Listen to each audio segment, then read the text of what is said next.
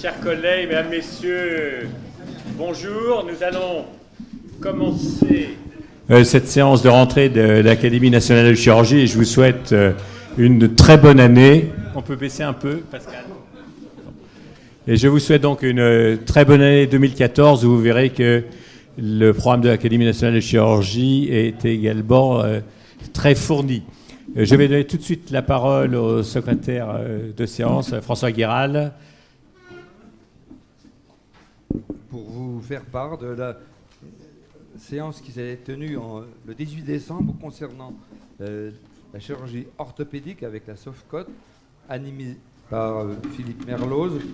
Et d'emblée, l'attrait de la chirurgie orthopédique a été stimulé par la présentation des matériaux hybrides, des alternatives à la substitution osseuse qui pourront apparaître.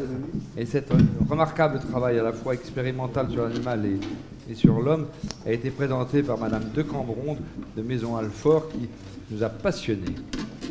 Et puis, pour faire face aux critiques méthodologiques qui peuvent survenir parfois concernant l'évaluation des travaux orthopédiques, Dujardin de Rouen nous a proposé des indicateurs quantifiés des performances locomotrices pour essayer de parler du même langage et de pouvoir juger de l'amélioration fonctionnelle de la chirurgie. Pour améliorer la mesure la pose des prothèses totales du genou, la mise en place de guides à la reconstruction, une présentation très sophistiquée de M. d'Argenson nous a beaucoup intéressés.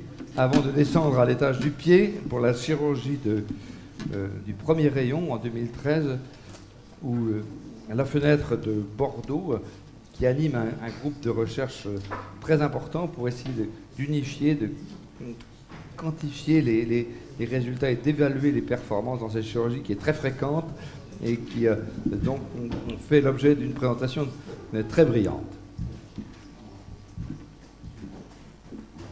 Pour améliorer la chirurgie, pour comprendre quels sont les échecs de l'implant glénoïdien en chirurgie, Grégory et de l'équipe d'Augereau nous a fait part des analyses scanographiques de l'imagerie pour définir avec le plus de précision quels seront les critères qui pourront aider à l'implantation de tels implants dans la chirurgie de l'épaule.